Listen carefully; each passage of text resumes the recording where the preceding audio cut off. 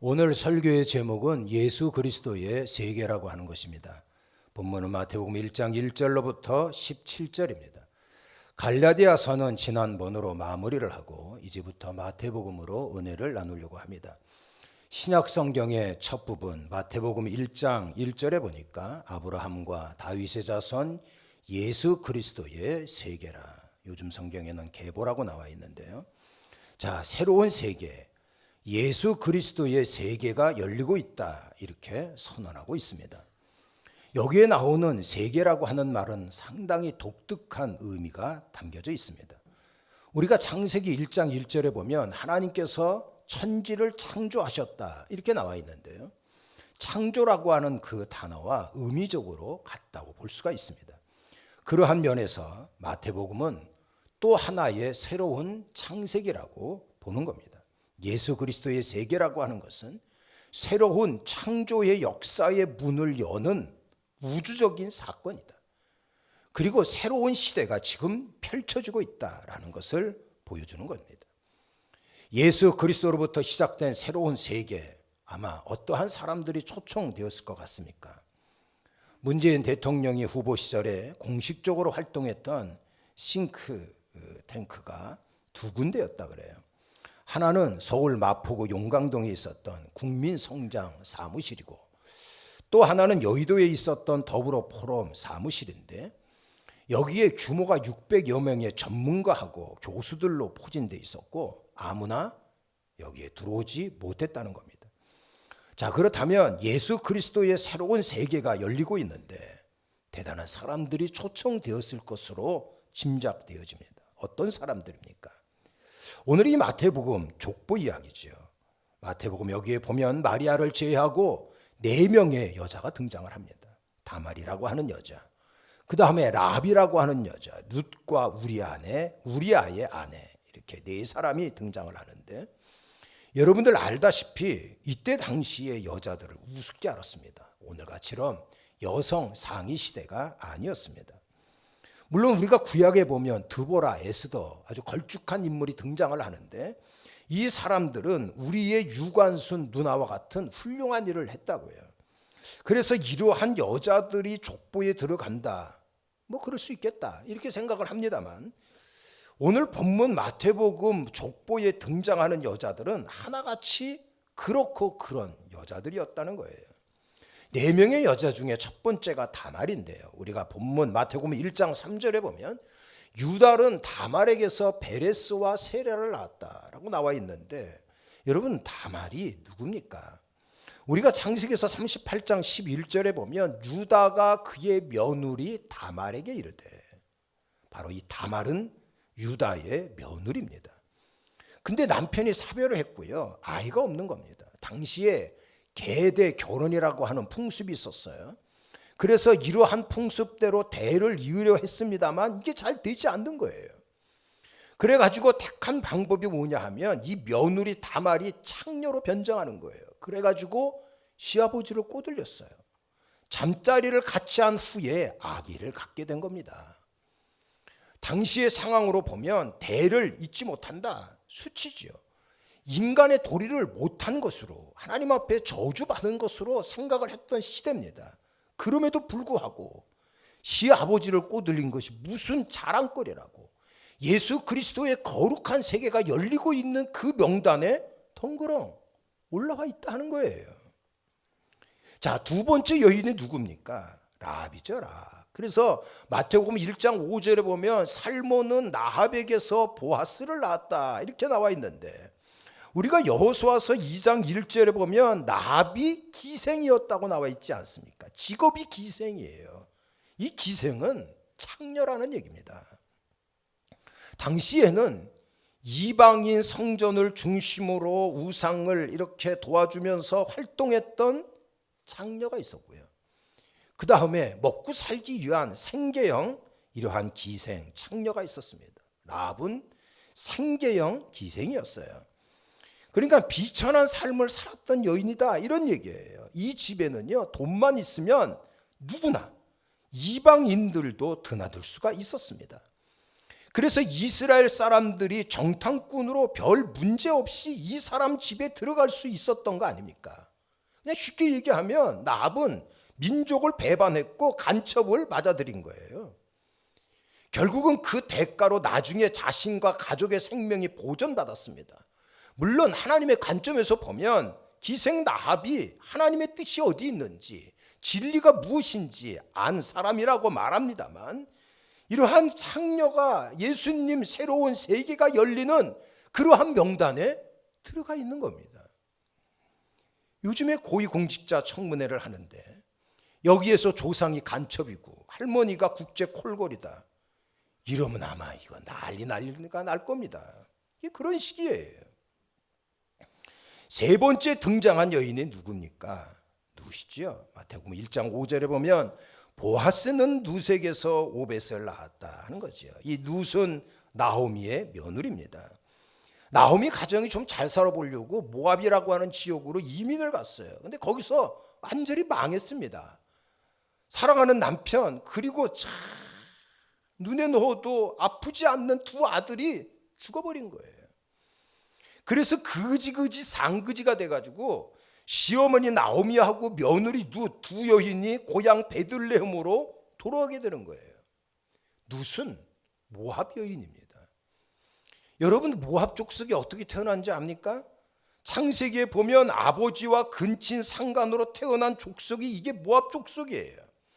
그래서 이스라엘 총회에 모압 족속은 발도 들이지 못하게 할 정도로 재수 없어 했습니다. 그러니까 아무리 고향이라고 돌아왔습니다만 누가 밥벌이를 시켜주겠어요. 그래가지고 겨우겨우 길바닥에 떨어진 이삭을 주워다가 생명을 부지하고 있었는데, 어느 날 그 밭의 주인인 보아스가 잔칫날에 술에 취해 있을 때 이 룻이라고 하는 여인이 대담하게 접근하지 않습니까? 우리가 룻기 3장에 보면은요, 보아스가 먹고 마시고 마음이 즐거워가지고 곡식단 저미에 이제 눕고 자는데 룻이라고 하는 사람이 가만히 가가지고 이불을 들치고 거기에 누워 있었다라고 나와 있는 거예요. 그래가지고 모압 여인 룻이 그 유명한 다윗 왕의 증조 할머니가 되셨습니다. 이것도 좀 그렇잖아요. 네 번째 등장하는 여인이 우리아의 아내 밧세바입니다. 그래서 본문 중에 6절에 보면 다윗은 우리아의 아내에게서 솔로몬을 낳았다고 나와 있어요. 우리가 사무엘하 11장에 보면 다윗이 햇사람 우리아의 아내 밧세바와 동침했다라고 나와 있습니다. 우리아의 아내였던 밧세바는요, 졸지에 다윗 왕에 의해서 남편이 죽게 됩니다. 그리고 강간을 당해요. 왕의 여자가 됩니다. 애를 낳았는데 그 애가 그 유명한 솔로몬이에요. 그러니까 남편 죽인 남자와 살림을 차렸다. 이것도 입에 담기기 참 거북스러운 일이 아닙니까? 그러니까 여기에 등장한 4명의 여인이 다 같이 그랬어요. 그러니까 범상치 않는 결혼 생활을 한 사람입니다. 한마디로 얘기하면 인생 험악하게 사는 그러한 여자들이에요. 생각을 해보세요. 이유가 어찌됐든 다말은 시아버지와의 관계에서 애를 낳았고, 나합은 기생애다, 창녀애다, 이게 스파이하고 내통을 했고, 룻도 자기 신랑이 아니고 시댁 친척과의 관계에서 애를 낳았고, 밧세바도 자기 의지와 상관없이 자기 남편을 죽인 이러한 사람의 아내가 된 거 아닙니까? 이러한 부끄러운 여인들이 성경에 기록되었다. 좀 그렇습니다. 이때 당시 유대 관습상 여성은 족보에 이름을 넣지 않아도 됩니다. 근데 굳이 이러한 여인들을 이름에 덩그러 올려놨다고 하는 거 놀라운 일입니다. 이 여인들은요, 하나같이 태생이 그렇고 그런 태생이에요. 이방인이었어요. 그러니까 나합은 가나안 사람이고 룻은 모압 사람이고 밧세바는 남편이 이방 사람 햇사람이었기 때문에 아마 밧세바도 이방인이었을 것으로 생각을 하고요. 다말도 가나안 사람이었을 것으로 추정을 하는 거예요. 예수님 당시만 아니고요. 지금도 이쪽 지역에 사는 사람들, 중동 지역에 사는 사람들, 이방인과 결혼하는 것을 가문의 수치로 알고 한 집안 회의에서 결혼한 그 사람을 잡아다가 죽이잖아요. 이방인과 통혼해서 생긴 사마리아 사람들, 그 사람들과 사는 사마리아 땅 얼마나 무시했어요. 아예 말을 섞지 않으려고 했다고요. 그런데 예수님 족보에 올라간 거예요. 우리나라 대통령들은 취임하고 나서요, 당신네들의 족보를 거의 미화시켰습니다. 그래서 박정희 대통령 아버지 집념과 강직한 성품의 무인으로, 장군으로 이렇게 얘기를 했고요. 전두환 대통령 아버지는 일본 순사를 절벽에 밀쳐가지고 죽이게 한 독립투사로 이야기를 합니다. 김영삼 대통령 아버지 인품이 온화하시고 돈 많은데 지역을 잘 보살피는 민주투사로, 김대중 대통령 아버지는 역사의식이 투철한 지식인으로 이렇게 얘기를 합니다. 그래가지고 정권이 바뀐 후에요, 미화시켰다고 얼마나 난리치는지 몰라요.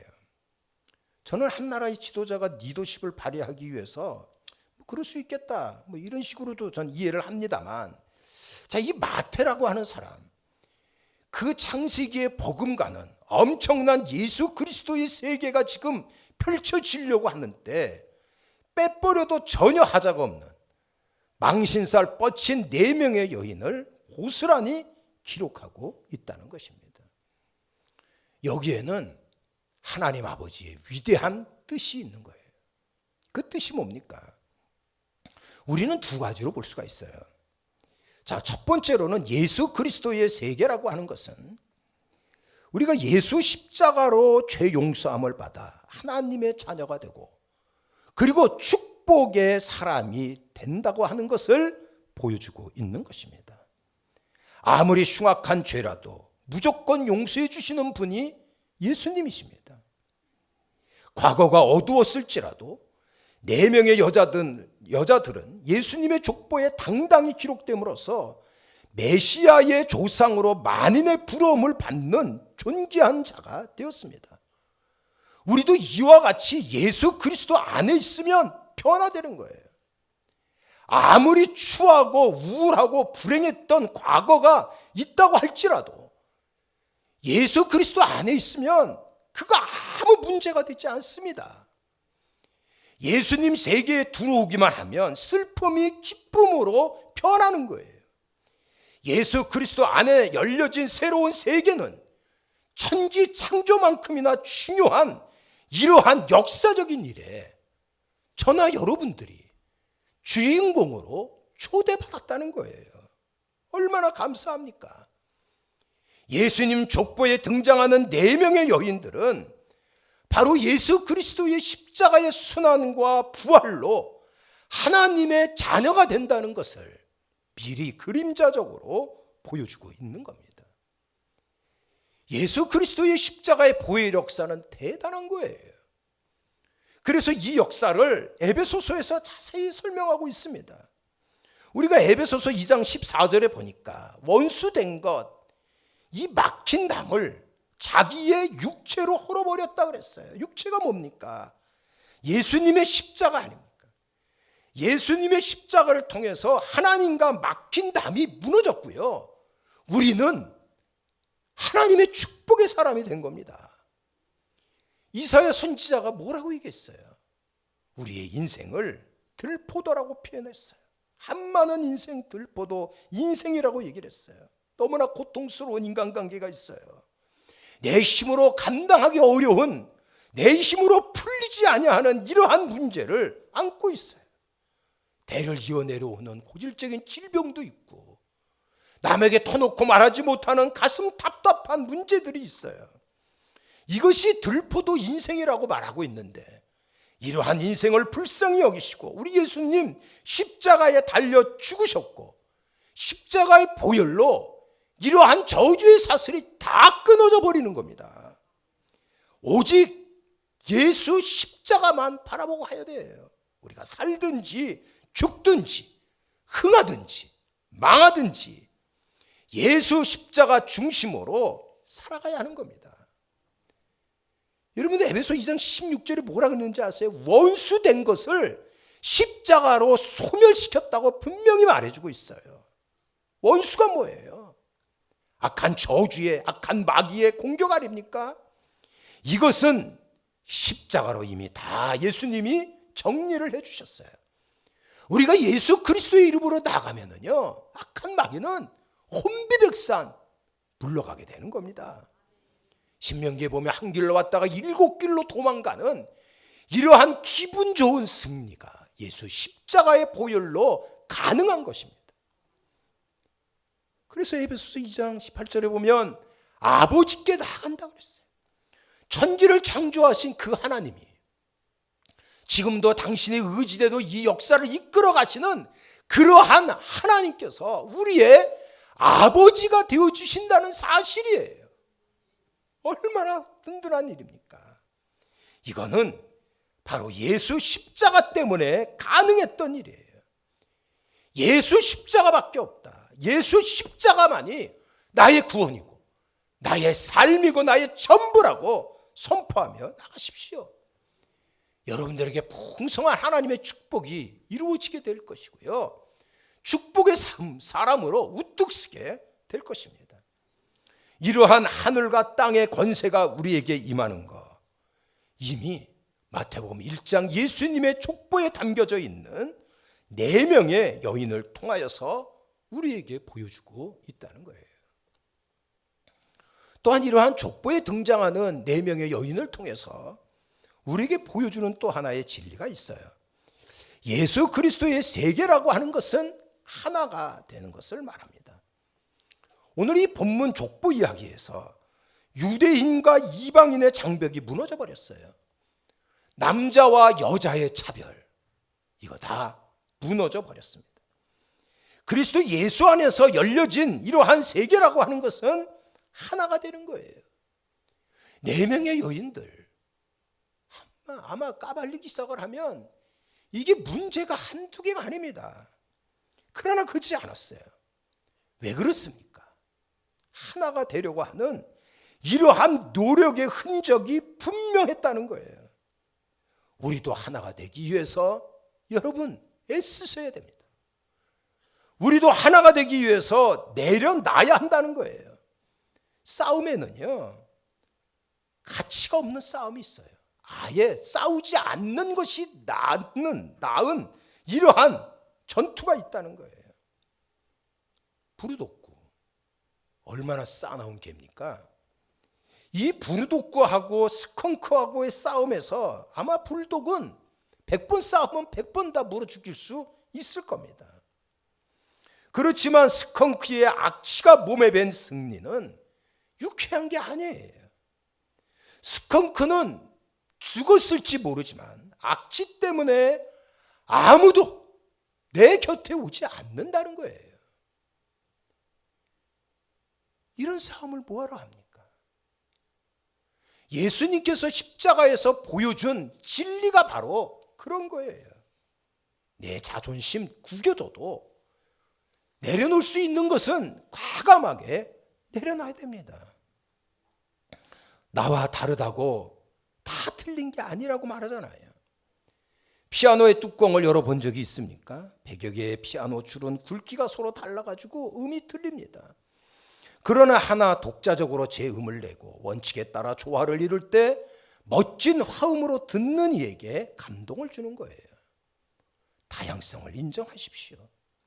나와 다른 생각, 삶의 방식, 태도, 의견, 이것이 다름에도 불구하고 그들도 하나님이 사랑하는 자녀이고 그들에게 나름의 하나님이 인정하는 가치가 있다는 것을 아셔야 돼요.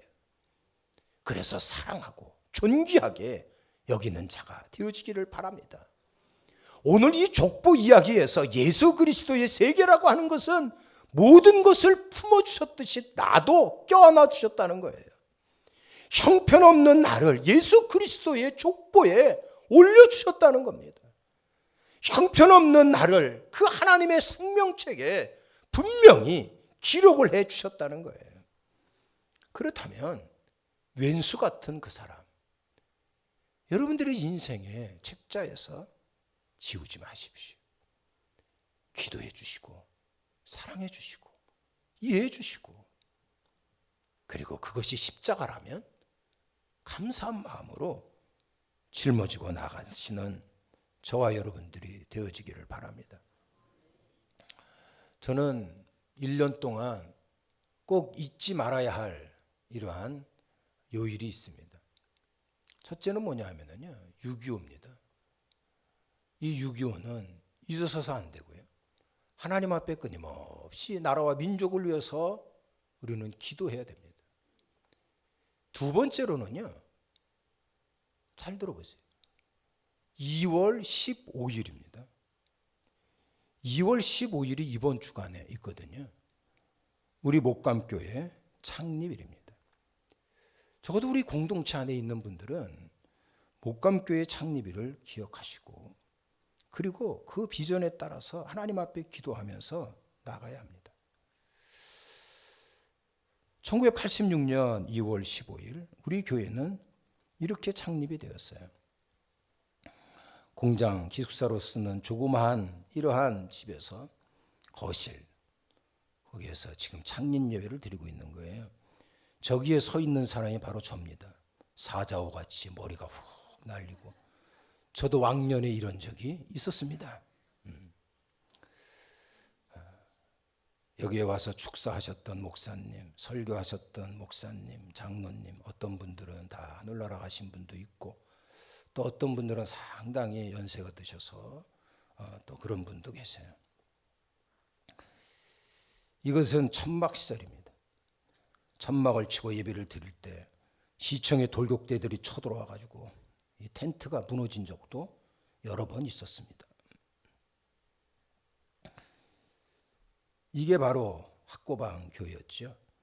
여기가 바로 제 신혼 첫 번째 살림집이었고, 여기가 또 교회당이기도 했었던 지역입니다.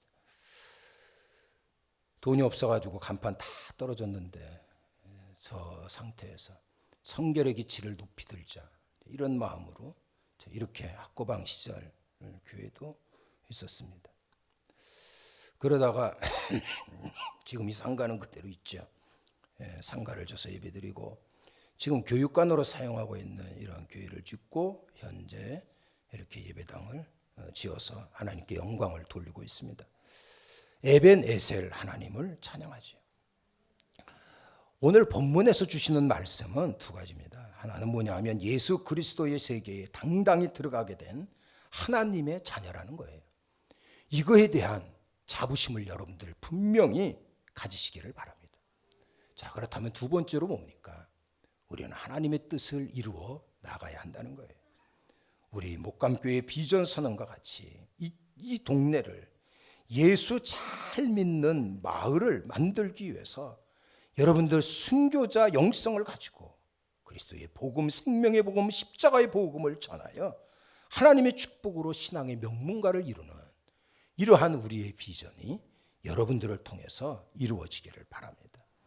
이러한 두 가지의 결단을 가지고 나아간다면 여러분들 하나님의 도움으로 약속의 땅, 젖과 꿀이 흐르는 그러한 축복의 땅을 점령하게 될 것이고, 천지가 개벽할 만한 놀라운 이러한 기적을 누리는 하나님의 사람이 될 것입니다. 이번 주간에도 승리하시고 하나님의 영광의 충만히 임하기를 우리 예수 그리스도의 이름으로 축원합니다. 축원합니다. 이제는 우리 구주 예수 그리스도의 은혜와 하나님 아버지 극진하신 사랑하심과 성령님의 위로와 교통하심이 예배드린 우리 모두에게 영원히 함께하옵기를 간절히 축원하옵나이다.